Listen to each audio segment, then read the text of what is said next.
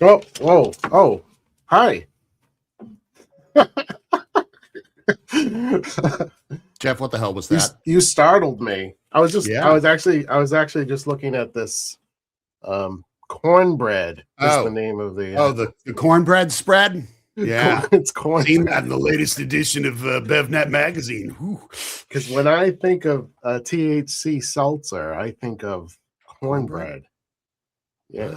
Wow, that's confusing. Well, I guess okay. So. It's there. Okay. Jeff, how are you today? I'm okay. I'm coming off of a bit of a cold, but I feel pretty good today. Yeah, you sound. Your voice is cracking. Like a 12-year-old prepubescent boy. I'm 58. Yeah. Are you? Because then that would make me 58. But I don't know. Yeah, maybe that's the way it goes. All right. No, I'm 57. I know you're younger than me. Am I? Yeah. I think I am. Yeah. I've never been able to get the math right ever in my life. Well, cool. We've got a great show today. We've got an awesome guest, a returning guest from back in the day when we were doing the 1/7 podcast. And this is going to be super fun. We've got a lot to talk about. We've already been talking about some of the high strangeness going on in the world that some people are aware of, me hyper aware, others maybe, and others may be like, what are you talking about? But yeah, that's the thing. That is the thing. Jeff, we've got folks, I would assume, showing up, for God's sakes. Yes. I see Ryan Heather is joined us, and Phaedra is also here. Awesome. Spring chicken. Oh yeah, I love chicken. I love spring chicken. Yesterday I saw about 4 or 5 of the largest frickin' turkeys I've ever seen wandering up my driveway. And I tell you, I thought about it for a minute. I was like, I could probably go out, corner one of those bad boys and get him by the neck. And then I thought, like, then what? Then what? Right? When you said turkeys, I was thinking you were talking about your town's planning board members. Oh, snap, Jeff. Why? What did my town do? I don't know. I'm just throwing it out there. You know something I don't? Throwing shade. Throwing some shade at the town board members. Great. Well, at least you waited until after we finished the edition, so I didn't have zoning issues. Right. You gotta get past all that inspection stuff. Right on. So today, what are we talking about? We're talking about how everybody says that they want to move. They want to be moving fast and getting it done. They want to build a company, and then they build a company that looks like a junk drawer. Too many tools, too many costs, too many handoffs, too much drag. Right. So this episode, we're going to ask a better question. What happens when the founders stop accepting bloated systems as the price of growth, amongst other things? We're going to talk about the future of building, scaling, and operating, and whether or not founders can finally stop duct taping the business together with bloated software stacks, fractured teams, and hopes, dreams, stardust, and prayers. Okay. Any comments on that, Jeff? Anything you want to add? No, because I love this talk. It's tech and efficiency. Yeah, 2 of my favorite things. Yep. That's why you had the cornbread centerfold out. Yes, cornbread. Hey, Jeff. Oy vey. We've done everything we can to get LinkedIn to ban the program, but so far, no dice. I know. I think our next guest may maybe help us. Yeah. I think the last time we spoke, I think it was with her and Nicole Light, and I think the word vagina came up. That's right. I do remember that. Times. Yes. Yeah. Without further ado, Lorde Astor West, better known as Astor, is the founder and CEO of RadHash, a modular operating system designed to help founders build and scale software without the traditional tech stack overhead. Longtime technologist and startup builder, Astor focuses on composable infrastructure, AI native systems, and the next generation of software architecture.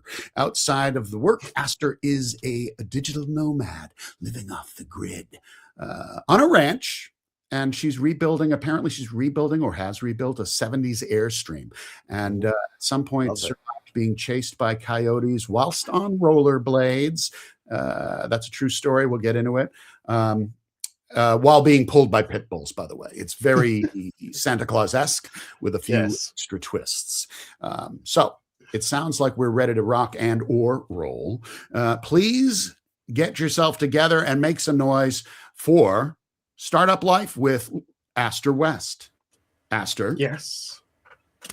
Welcome. Welcome. Peace. Love. And up the irons, right? How's things going today? I forget. You're in the middle of where? We are currently in the northern mountains of Arizona. And we'll be here for the summer, but after that, we are probably going to go to New Mexico next. Okay. Oh. Okay. Cool. And we were just talking a little bit because I feel like you're like in the hub of some of this high strangeness that's going on out there with the scientists gone missing and being killed and accidentally offing themselves. In fact, author David Wilcock was the most recent odd unaliving in this series. Unaliving. Yeah. Oh my goodness.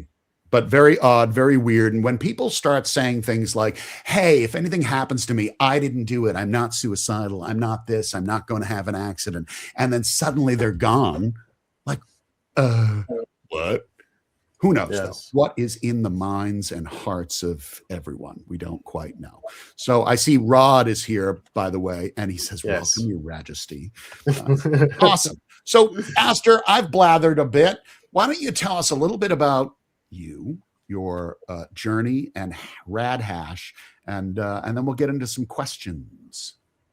This was a little tougher than the last time I was on. We had a couple of people I could just jump in and out of. I know. So this time we're asking all the hard-hitting questions. It's very much going to be like a Ted Koppel, Barbara Walters scene here. No, it won't be like that at all, I don't think. Well, I get to be Ted Koppel, and Jeff is definitely Babs. Yes. Babs. You can call me Babs for the rest of the show. I think I will. Absolutely will. So tell us about RadHash. For those that don't know, and I don't know how the hell you couldn't know unless you're living under a rock, tell us what RadHash is and what the trigger for building RadHash was. The trigger for building RadHash was we didn't want to work with startup founders. Okay. So, how come? Yeah, they're impossible. The old "I have no money" routine.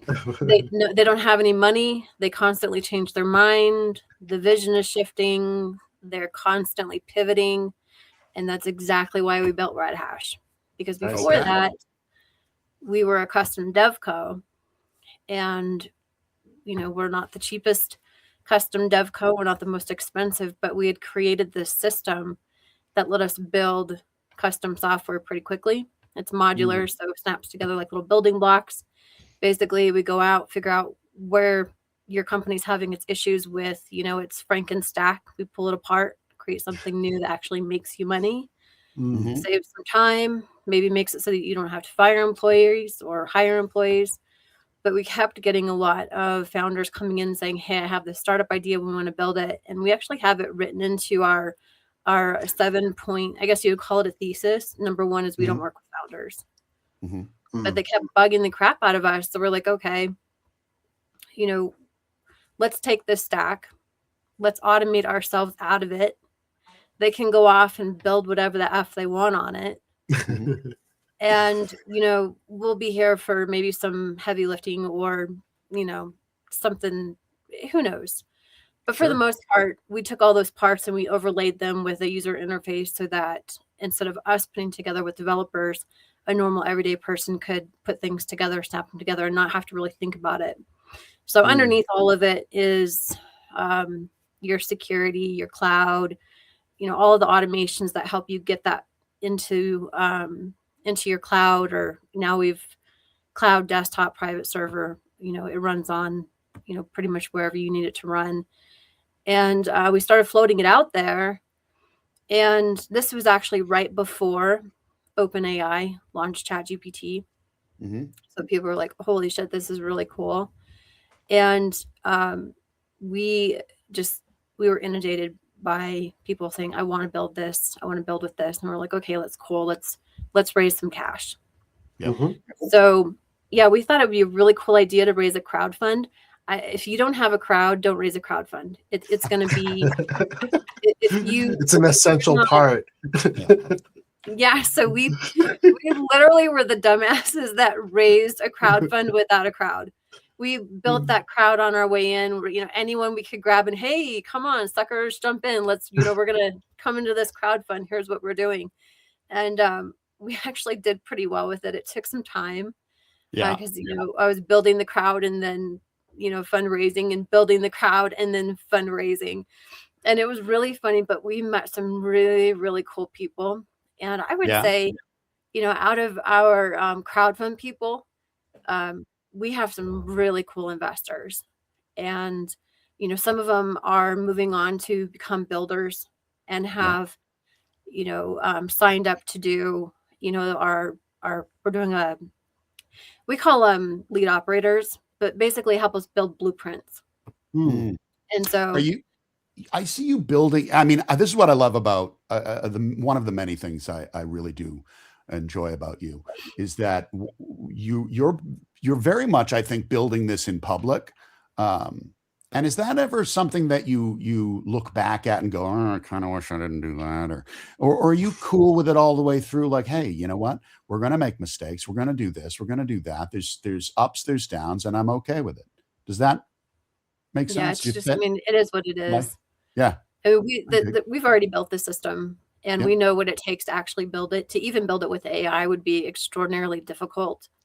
And the reason why is, my background is I've been building custom software we're 24 years old in May. My DevCo is 24 years old, which is completely nuts to me because I don't really think about it. It's just been one long ass day. I get up and I build and I get up and I build and build and build and build, from start to finish on this. But the point I'm making is that you can't build something that's generalized or, something that's going to work across multiple industries without having worked across multiple industries, and not just once or twice, but, we've deployed over 100 projects. I mean, that's a crazy amount of projects, but the amount of software that's in each one of those projects is just astronomical. So we've been there, done that. We've seen all the things that don't work. We've worked with so many different businesses on a lot of different problems, but most of them were, how do we get a company to run optimally with the least amount of software? How can we make this simple? And not only that, how can we increase our margins? Because, it's a long process building end to end on a project. Yeah. So all of that. Yeah. I mean, it's a task. And so if that's not something that you're used to, you're not going to have, you're going to have to go through those processes. So building in public for me is, I mean, it is what it is. I don't really have, I have an ego, but not in that way. I know what I'm capable of. So, there's sometimes, somebody gets salty and gets under my skin and I'll be the first one to, an asshole. But I mean, I think you got to have to stand up for yourself. Yes. I dressed appropriately for the show. Yes, he has a salty shirt on. Morton's salty shirt on. Oh, I have an awesome shirt on. You have to see this. Yeah. Let's go. Let's all do it. Everybody, shirts out. Whip them out. All right. Let's go. People triggering themselves. Triggering themselves. Nice. This is by Natalie Charles. Yeah. And she is totally rad. Love it. And I also love that you brought rad back, Yes. Was that intentional? What's funny? The word rad in RadHash stands for Rapid Application Development.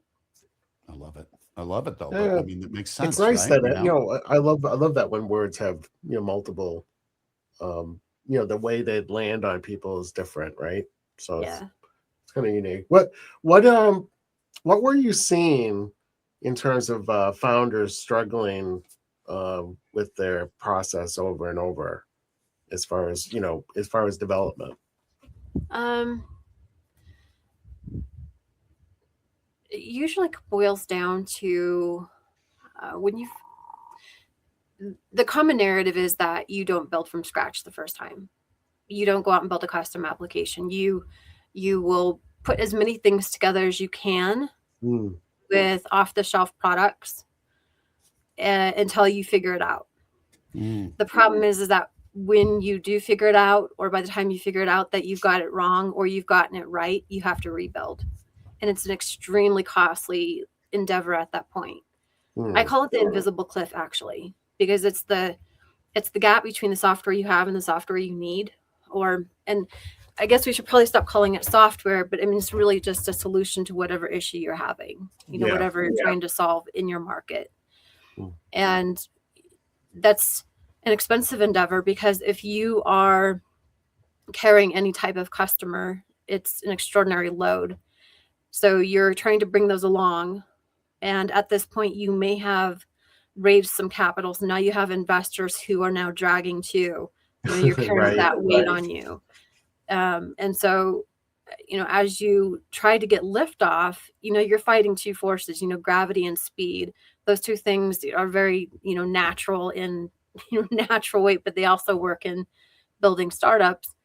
Is that if you're trying to rebuild your software at the same time that you're trying to grow it, it's an extremely difficult endeavor. And it's my contention that that's the reason why most startups fail. You can pretty much track back every single failure point to that as a root cause. And so when we, with RadHash, just because of its general nature and the way that it's built, you can roll multiple projects within one hash. We call them hashes.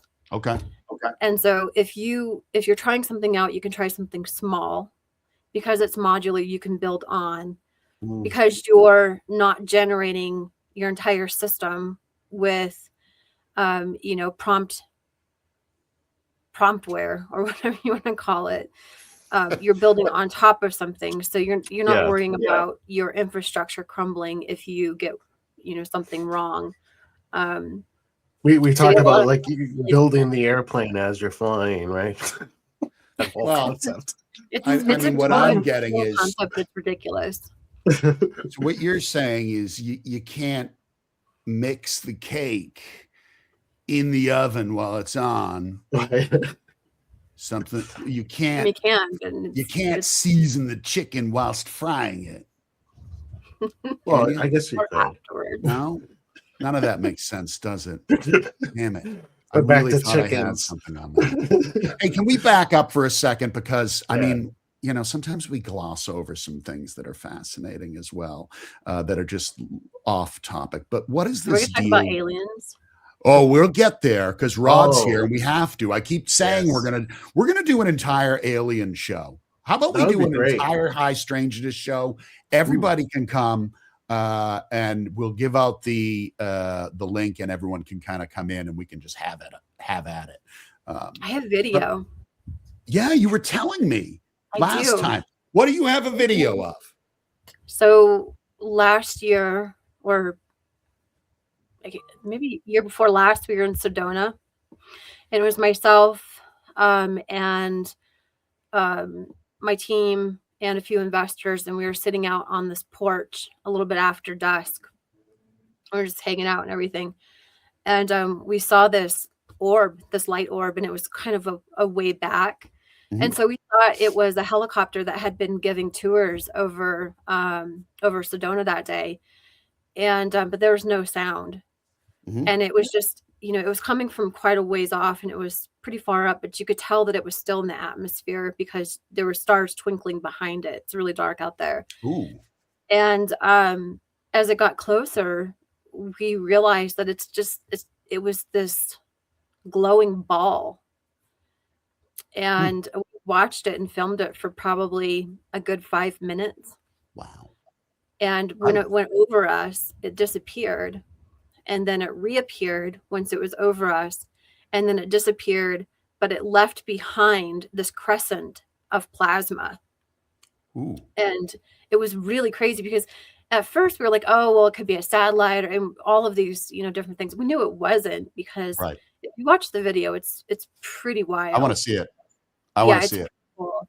But satellites don't take left and right turns. And I do still love that, there are people like, oh my God, what is this, aliens? And it's like, dude, it's Starlink. For Christ's sake, can we just get over the fact that Starlink does a weird thing and we've all seen it happen? Stop posting that. That's interesting, because we were just talking, and Rod wants to see if we can talk about Mel's hole. I don't know why he goes back to that. Every time I see him, he starts Mel's hole. I remember that about Mel. I remember that. I made friends, Astor, with a guy named Patrick Jackson. So it's funny, the internet's it's a funny thing, the internet. You can, obviously you can reach anybody. If you come at them right, you can kind of connect and make friends with people. And I've been lucky enough to make friends with a lot of folks that are, well known in those circles, right? These whistleblower types that you see now testifying in front of Congress. And I can back and forth and talk. And there was one guy I remember finding out about, this guy, Patrick Jackson, who is an IT specialist in England. And he did a book. I was one of the first people to pick it up, about these spheres, these orbs, if you will, these metallic looking spheres. And he back engineered the whole idea of some kind of a Earth defense system, not applying anybody's ownership to it. Just he identified how it all works and why it works. And it was very interesting. And I ended up getting on a phone with him, and he sent me an app he was working on that would, activate or call in these spheres. And he told me how to use it, where to use it, and when to use it. And this was a couple of summers ago. I went out in the yard. My wife was with me, and at the time she was kind of like, yeah, it's kind of weird. But anyway, we activated the app, we put it where we were supposed to put it, and we stood back and we waited. And I cannot tell you how much shit showed up in the sky over our house, within 20 minutes. And I mean, left, right, crisscross patterns, lights in the sky, just absolutely bizarre. Every time I use it, does not produce a result.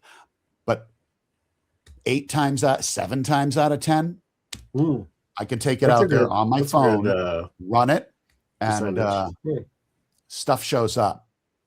It's wacky. So if you're interested, look him up too. He's a interesting guy.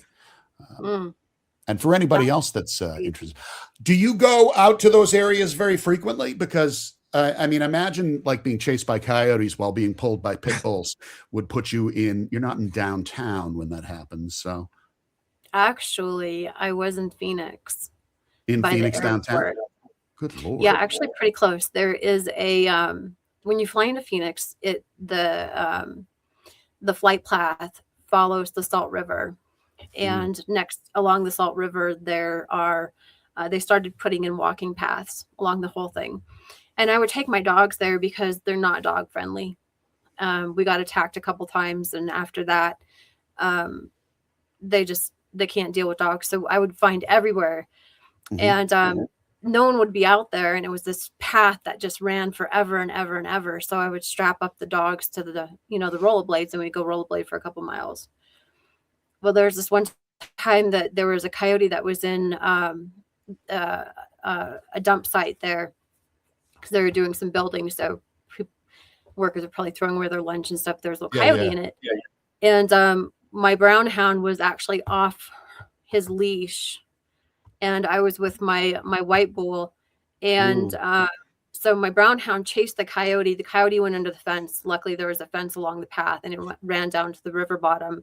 And it was part of a pack of coyotes, and it was a baby. And it got my white bull excited, and so he started jumping up in the air and going, making these really weird, crazy sounds, which apparently are coyote callers, because the entire pack of coyotes started running up the embankment.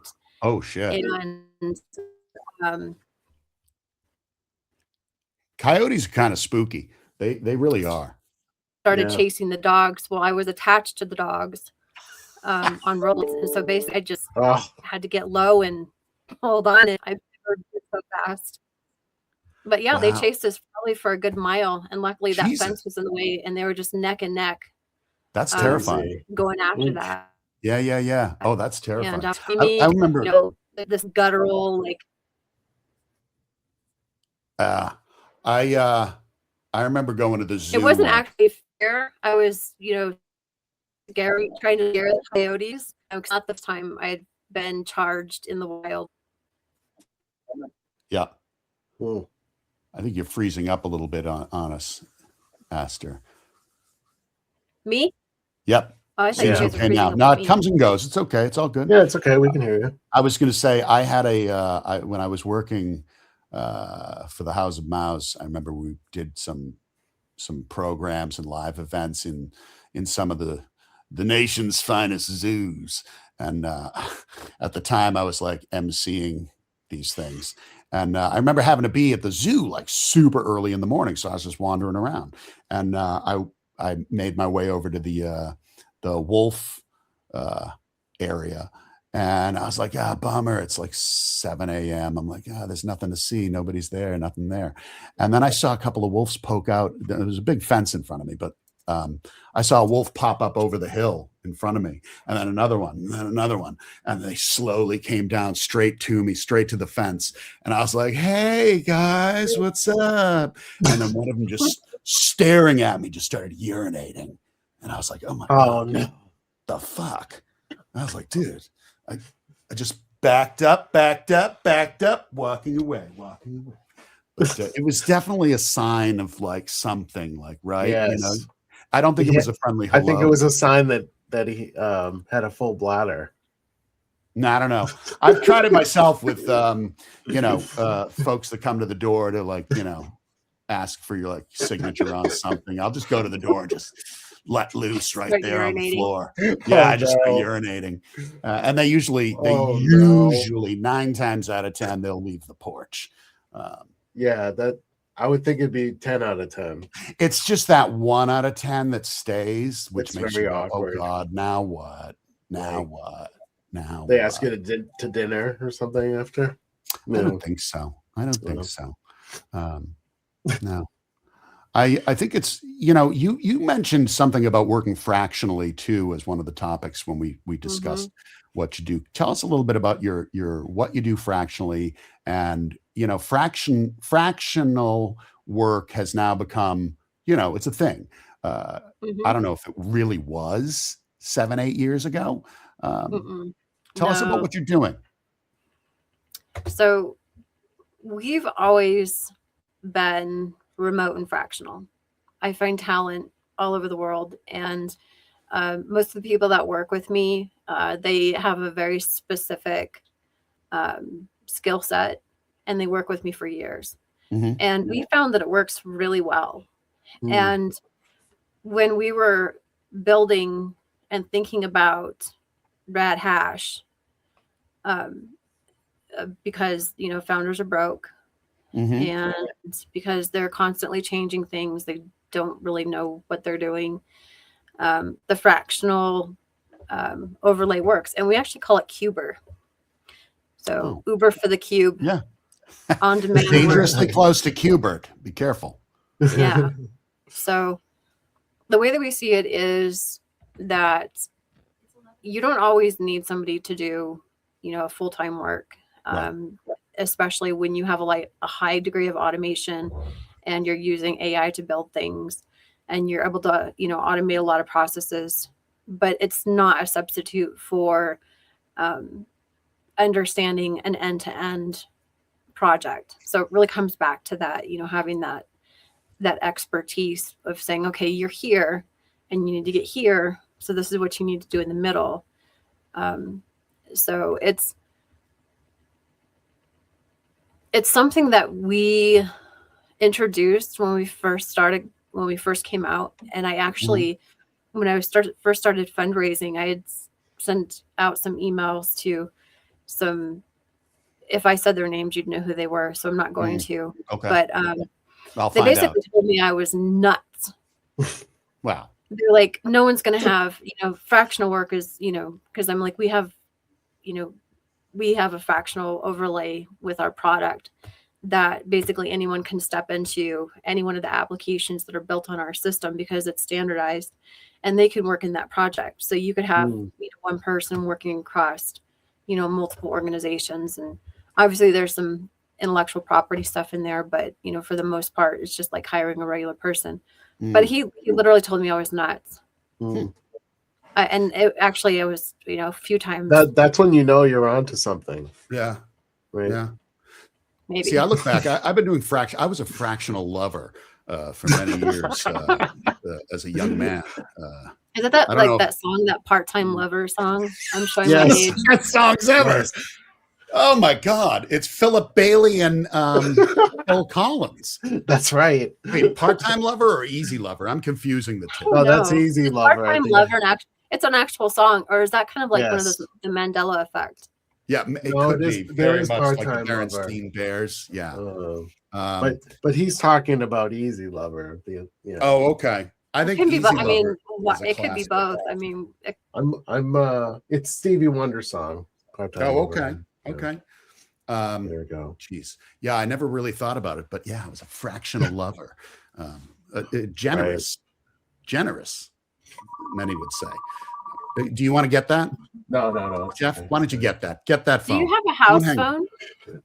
Is that an actual like house phone? Is that like it's not? It's a business phone, but it's a landline. Yeah. Oh my God. Are we paying for that, Jeff? What the fuck? Wow. No. See, you can't see it. I can't pull it over. Jesus Christ! I have a headset I can wear. Oh God. Now, if you want to start doing a couple of NSYNC songs with that thing, that'd be great. Holy macaron. We've got a few comments in here like, okay. Yeah, we've got some beauties. And it seems like today's word, the big word for today's show is urination. I don't know what it is about your visits to our program, but bring out the best in everybody. And I love it. Thank you. Hey, when you were talking about I never know why you guys invite me to talk about RadHash, because I think RadHash is actually pretty boring. Well, I just like talking to you. I find reasons to just get you to come in and hang out with us. Because I'm literally like, when I talk business, I mean, that's the only thing I really want to talk about. And even I start getting like, wow, that's so lame. But it's please don't invite me on your show. I'm like, it is so lame to talk about what I do. But yeah, but like I think part of what makes what you do even more unique is who you are and what you do outside of it and beyond it. So that's why, to me, these kind of conversations are fascinating, And you garden. We talked a lot about gardening last year, you and I. Yeah, I think that's probably the coolest thing about RadHash is that you can totally nomad it. Yeah. And it's something that I wanted to do forever. And I finally talked my husband into it. And the only thing that I can say is that if you're thinking about doing that, like truly doing it, it takes a lot longer to completely dismantle a regular life and nomad. Like it took us, I think, a good 7 months, and it probably could have taken a lot longer. But downsizing is so difficult. Like you don't know what you need, you don't know what you're gonna, some of the stuff that I got rid of or donated or whatever, I wish I wouldn't have, because I need it, or I would have liked to have had it. Yeah. But it was a really cool experience. I think about this all the time.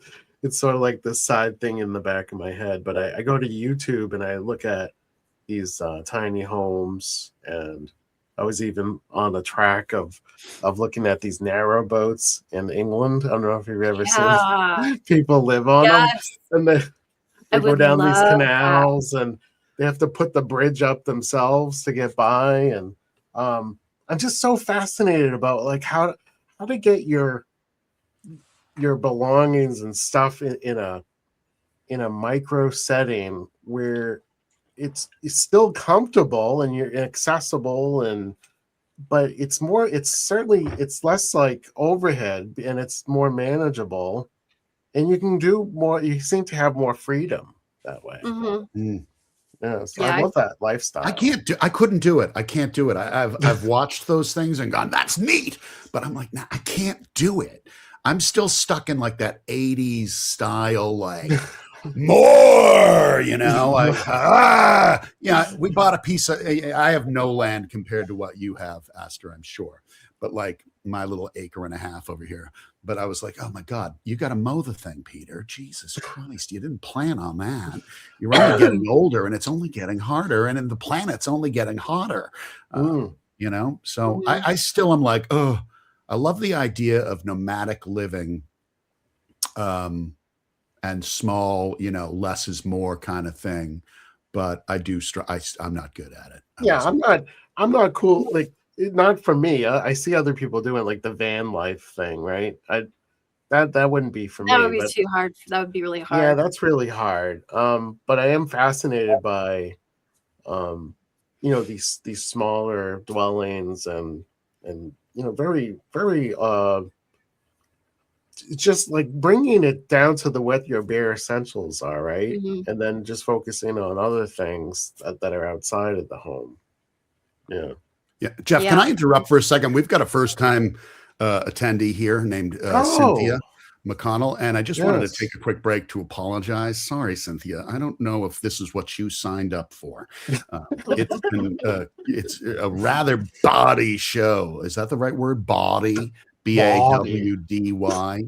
And then there's Mike Jones, who keeps posting anal boats for some reason. No, canal boats. Oh, my bad. Read it wrong. Read it wrong. Okay. Now, can I ask, or is it too intrusive? What does your husband do for a living, or your partner? My husband's a lawyer. Is he? Oh, well, then I'm going to stop asking. Fuck. I don't want to get in trouble. No, he's a lawyer. Really? Wild. Yeah. Is he a business lawyer, crime lawyer? He's an intellectual property attorney. Oh my God. Cool. Excellent. Wow. Yeah, so he does mostly federal stuff, I guess. Okay. Yeah. USPTO. That's USPTO, the Lanham Act, all that stuff. Yeah.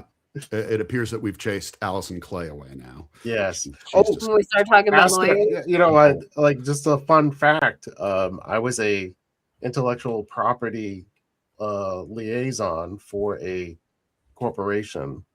And I would work with the IP attorneys, three different, and that was just added on as just an extra onto my usual responsibilities. But I have to say, over a decade of working with them, I learned a lot about IP. But I'm not a lawyer.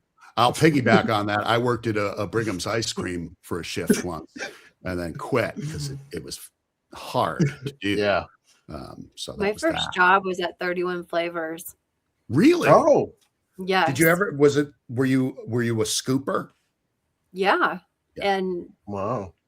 I think I was 15, 14 or 15.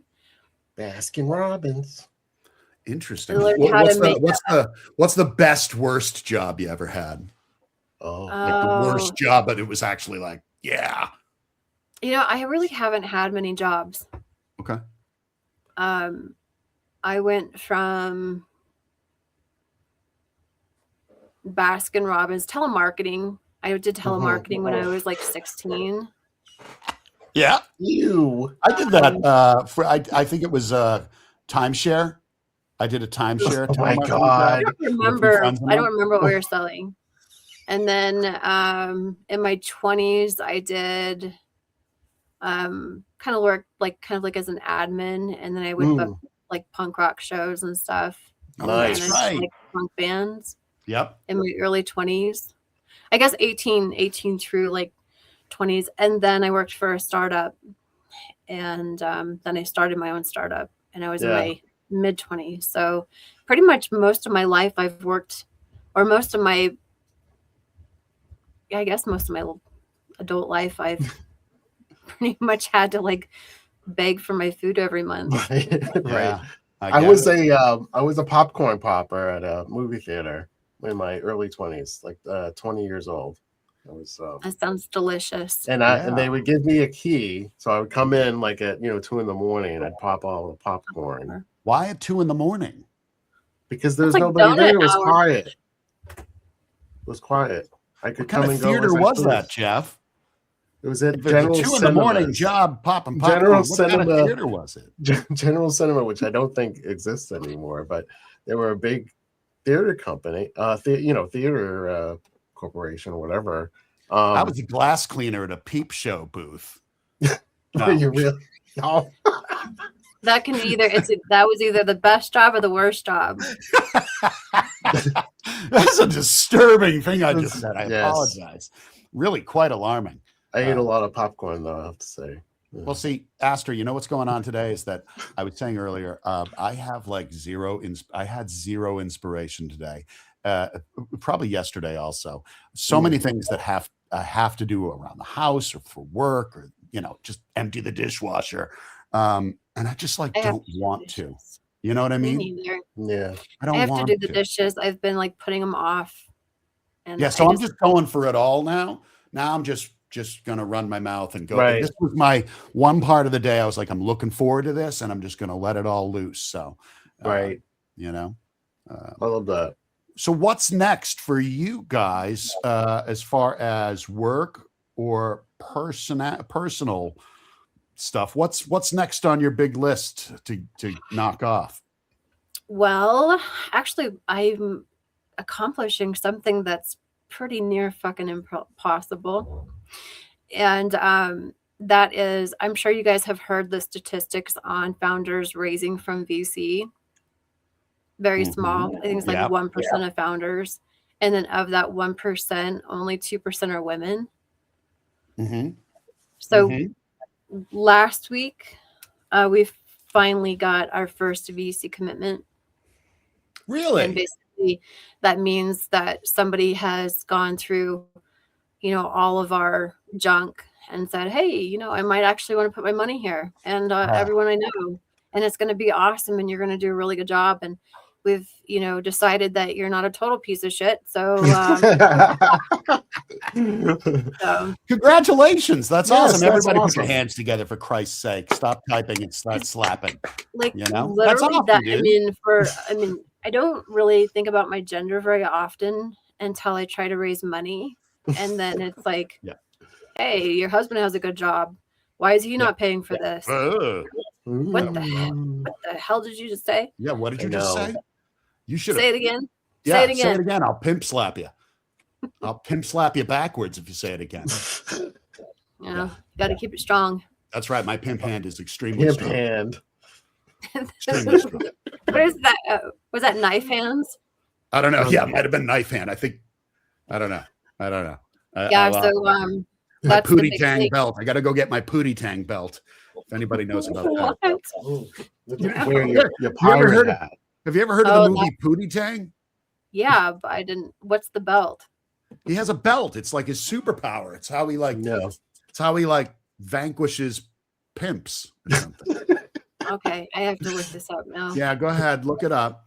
It's a thing. Yeah, it was. You got to be careful what you type into your, maybe especially these days with all the tech people disappearing. But we've already covered that.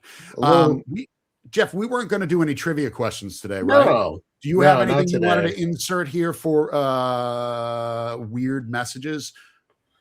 I didn't. I mean, I had a couple, but I don't think we. Yeah. No, I don't think we need them. I think we're good. Yeah. If there's a way to share, I would love to share. What I should do next time is I'll just share the phone numbers that continuously call me to tell me that my loan approval is ready. And maybe I can get all y'all to. I don't know why I got Southern all of a sudden. Sorry. maybe I can get all y'all to Get all y'all. Make some calls and That sounds like prank Texas. views. Where you going this summer, Astor? Staying put. New Mexico? Me. Staying here? Yeah. No, I mean we gotta. The fun. I think the fun's gonna close probably about the middle of June, end of June, Sweet. and then it's kind of on. It's on like Donkey Kong after that. Nice. You growing anything special in the garden this year? The Mushrooms. Yeah. No, but I actually would not mind growing some of those. I love mushrooms. I was thinking of like mushrooms. Yes. Mushrooms. Yes, I know. I know what you were saying. I know you're. I was thinking of the food. It can be That's all I food. think about. No. Yeah, we get. I'm rebooting my garden this year, so I went ahead and made it extra big, and which is going to cost me extra money. And I've been working tirelessly throughout the fall and now into the mid spring here to varmint proof it. It's kind of a headache, and the problem is if I go away in the summer, a week or 2 weeks, 3 weeks away, it's over. So I got to find a way. Or maybe I don't know. I got to like hire somebody Did you say a week away? A week Isn't away. that a song? A week away. Where are you We going? go up to Maine. We go up to Maine. Ooh, I love Maine. Yeah. We have my wife's family has a place up there on one of the islands up north of Portland, and the whole family shares it. So each family gets a few weeks, and it's lotteried out, and we get our weeks, and we go up. And I try not to. I don't know. It's hard to not just stay for 3 weeks, because you can, and it's lovely. Yeah. Where in Maine have you been? Me? Yeah. Oh, sorry. I actually, my whole screen just went black for no a little worries. while. See, it's the government. Sugarloaf Mountain Resort. Oh yeah. And then White River rafting. I think it was on the Kennebunk. Oh, cool. I only did that one. It wasn't White River rafting. It was more lazy rafting or more drug fueled rafting. I went on a Saco River camping trip with my friends. I'm not a camper. So if I camp, which I love the concept, I have to go with people that know what the hell's happening. And I remember, so we spent a few days. You start at one end and you just, canoe and raft down the river, and you meet all sorts of people along the way. And I remember one afternoon consuming a bag of mushrooms. And after that, things just went hella haywire. Right. I don't know. I tried to buy firewood without a permit, which was an experience because the sand kept eating my feet while I was trying to make the purchase. Right. And I think I dropped a boombox in the water and was terrified that we'd all be electrocuted. Bigfoot sighting? No, just mushrooms, canoeing, and that sort of a thing. But I love getting out there. Maine is a lovely place because you've got that weird, unique coast that's very similar to the Pacific Northwest, which is like forest and rocky crags right down to the sea. Down Maine. You got the Moxie. You got to get that Moxie soda when you're Nobody in Maine. wants Moxie, Jeff. Nobody wants it. And I just want to drop back into the show. Hey, let's see what we got here. We've got a business owner also in Cynthia. She started a business because she was tired of being overshadowed by her husband and brothers. And what's it say? It's all hers. Cynthia, tell us what you do for business. All right. I don't know if you can hear me. I said it louder as if she might hear me. Right, because speak up. Well, and while we wait for her to get back to us on that, what else do you want our audience to know about you, or what don't you want them to know about you specifically? And where, for anybody that's not connected to Astor, you should really fix that. So what do you want them to know? Where can they find out more about RadHash, you, IP? If you want to know about RadHash specifically, you can go to radhash.ai. If you're weird enough to follow me, I would say I really question the people that follow me. Because I I question stuff myself. up and I'm like, should you really put that up? And then obviously I'm like, yeah, you really should. I've got this thing, where if I question whether or not it's appropriate, that I automatically hit send. I think that's the tell, That's a rage against the machine. Yeah. Oh, okay. Yeah. Because it's the way I look at content is that it never goes away, but there's so much of it. Yeah. And it comes and goes. You can make mistakes and it just falls to the bottom of the barrel within 90 seconds anyway. So, the chances of someone going back and finding it and bringing it up, it's pretty slim. But any good concerts coming up this week? For you this year? Concerts? Yeah. Oh, I want to see Nathaniel Ratcliffe. Cool. Love him. I guess it's Rateliff, right? I don't know. Ratliff. Yeah. I love him. He's got like one of those voices that's like, sounds like he's gargled broken glass for years. He can just belt. Yeah. I like his vibe. Yeah. And then there's this really rad dude out of Texas, and he has his deal is cigarettes after sex. And I highly recommend checking it out. But those are really the only two that I would really like to go see. I love it. I just found somebody. I'm trying to see if I can find her now. I got to go back and I got to do a better job of this. A singer whose voice, all her posts I saw on Instagram were like, when the voice doesn't match the face. And it was like an American Amy Winehouse kind of vibe, although she sounded like an Aretha Franklin, and she looked like who's the woman poster, Betsy Builder or whatever it was, you know what I mean? From the World War II, right? Yeah. She's got this super vibe. I'm going to find out what it was. It was a very simple name like Kem or Kimu or something. What? Wow. Is it just one? Yeah. One name. Yeah. Wow. Yeah. Are you talking about not Lana Del Rey? No, not Lana Del Rey. Let me see if I can find it. We're doing it live, folks. And if you don't, if you can't hang out for good one.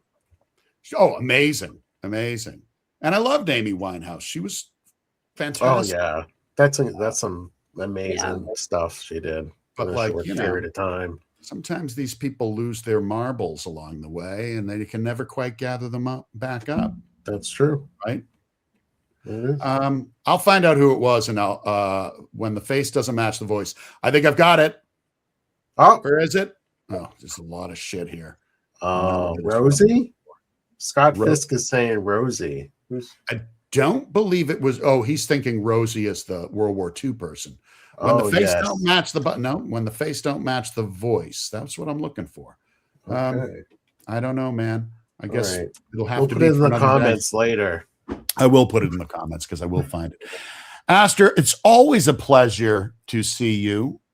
I appreciate you, and thank you for coming on with us today. This was fun. We didn't have to talk about one thing or another. We were able to do all the stuff that we always enjoy doing, which is talking about all sorts of shit.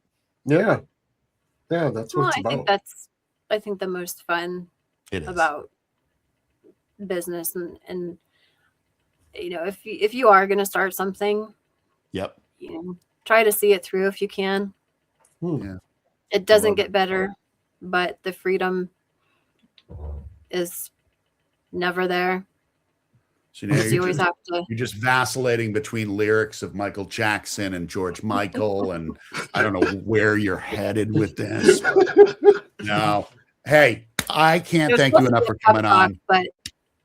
And everybody that joined us today, thank you so much. Yes, thank you. I know things got a little risque somewhere around the beginning and the middle. Not like the last time we talked. Right? No, it was close. Lord, have a great rest of the day. Everybody else, pay close attention to what I'm going to tell you right now, because this matters more than anything else that I could possibly tell.